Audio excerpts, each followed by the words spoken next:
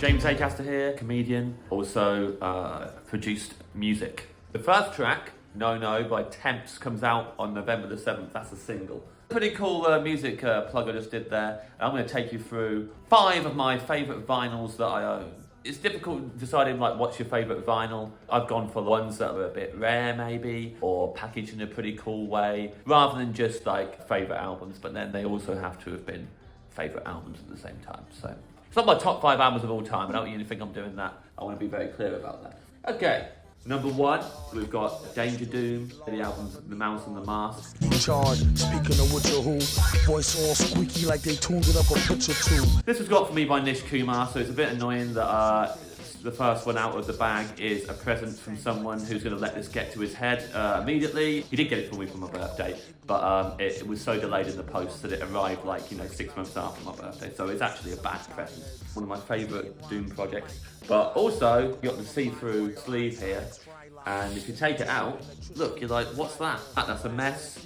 None of it means anything. I mean, it looks cool as it is on its own, I think. All those look pretty lush. You got the sleeve here, and you put them in the sleeve, and then, oh look, it's the mouse wearing a Doom mask. And you realise what it is, and you can switch that up any way you want it. Technically, I would like side A to be facing the front, because I collect records and therefore I like it all to be in order. Number 2, Over the Garden Wall. This is a soundtrack to a TV series. This is a Cartoon Network series, 10 episodes, all about 10 minutes each, hand-drawn animation. Really beautiful. I highly recommend watching the whole thing. It's funny and poignant and thought-provoking and all sorts, and just really beautiful as well.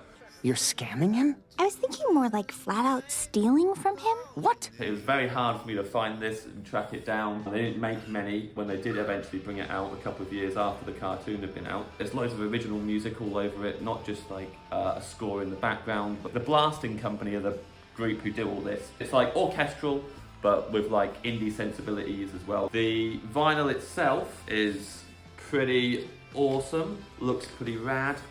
The whole series is all like about autumn, change, and moving forward. Really autumny feeling vinyl there. Very satisfying when it's spinning round. There's an eyeball on that side, which I believe is the eye of the beast.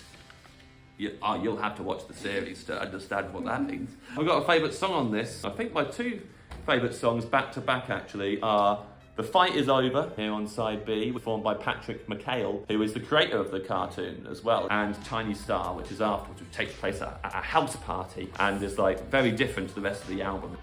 Neat little booklet that comes with it as well. Presented as a programme, I like that, make me feel like I'm at the theatre at home. It's really fancy stuff. Right, next we have a John Malkovich EP. This is the rarest vinyl that I own. I don't know how many of these were made, very few. Malkovich did a song that was for an art piece where he just sat in the middle of the room like the thinker. Chained by their legs and necks to limit movement and vision.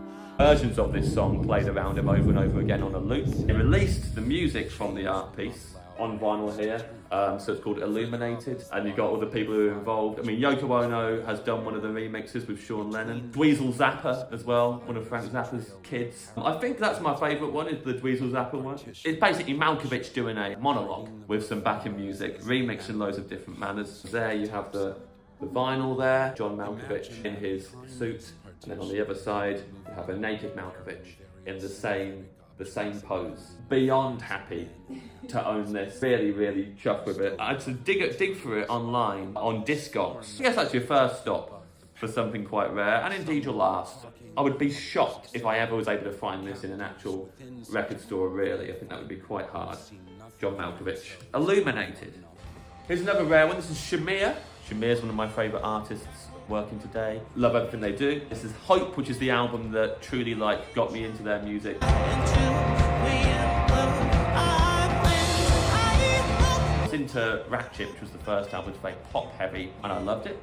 And then discovered that they'd done this album without the record label's knowledge, done it over the weekend, completely different. People were telling me about it, saying it was like this punk country fusion record dropped on SoundCloud and that they were in big trouble for doing it. And indeed parted ways with the label and then Shamir started releasing all of their stuff solo from then on their own independent label. So this is done via Vinyl Me Please and was given to me by Shamir himself. Absolutely delighted to be given this face to face. It is one of my favourite albums of all time. I recommend everyone listen to it. I thought I would never own it. Listen to the song Hope, and that should hook you in, and then you'll like the whole thing. Also, I really like the colour of this vinyl. Big fan of a block lyric sheet, and I don't even know what colour that is. A lovely orangey peach colour with all sorts of natural blurs of the colour, little blotches in there. Beautiful.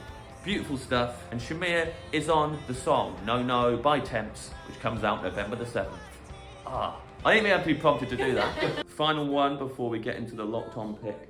We've got a triple album. Joanna Newsom, Have One On Me. Everything she does is amazing. She's a genius. Meet me in my garden of Eden. I own a couple of her vinyls. I think this one is particularly special, A, because I bought it on CD when it originally came out, when I was however old, and never really fully appreciated how amazing the artwork was. You can really get lost in all of the details. It's a triple album. Now, not enough people do triple albums because most people aren't good enough to do a triple album, and it would be ill-advised. But Joanna Newsom is better than everyone else. And then, sure, take quite a lot of time off. What's on the inside here? I don't know. Well, of course it's lyrics. I don't know these days. These have all really had lyrics on them. I don't know many people who do sit there reading the lyrics and singing along, but maybe not enough people. I'm assuming people have listened to Joanna Newsom, but if you haven't, I mean, maybe this isn't the best place to start a triple album.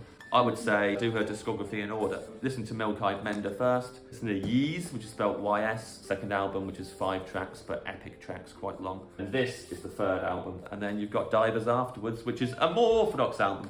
Maybe I'd even recommend listening to Divers first. Maybe you're building up to this. I was going to call it a masterpiece, but then every album she's done is a masterpiece. My locked on pick, this is predictable. It's exciting that recently this album had its anniversary. There's a whole anniversary thing released, so I got to give my previous existing copy of the album to a friend, spread the love a little bit, and then upgrade myself and power up and get that. Now look, yeah, if you're looking and rolling your eyes and going, come on mate, everyone's going to pick that if they say locked on. No, they're not. There's loads of good albums that locked on. I have a very personal relationship with this one. This is me. This is about me. It's not about anything else. These toilets are a piss take. Queue's bigger than on the door. Gotta get rid of... Look at this. I mean, it's exciting stuff. You got a lot of things in here that come with it, which is why it's so good. Any of these other albums come with one of them? No. I don't even know what this is even technically called. I think it protects your player from dust. This is a little bit of trivia about me. I used to take this off of the record player before playing records, because I didn't know. Didn't know you had to keep it on. Look at him there. Who's that little boy? Look at how old that phone is as well. Looks like he's getting some bad news on that phone call. There is the infamous note thanking everyone who broke up with him, everyone who beat him up. As far as I know, not enough people beating him up these days. Let's up that, get another album out. Gorgeous. Turn the page. One of the best, probably one of the best openers to any album, I'd say. Turn the page. Here he is with his shopping. Look at him. I don't know how much money Mars gave him for that photo. It looks like somebody deliberately said to him, Mike, you got to cover up the end with your finger there, mate. That looks very natural, but there would have been a lot more going on there than you think. I'm a sucker for a classic, and I love owning an anniversary edition of a classic as well. Thank you, Locked On, and thank you, music and vinyl. You really manhandle your vinyl. Makes them comfortable. In what way? Pinch them and touch them. Yeah, they're not CDs.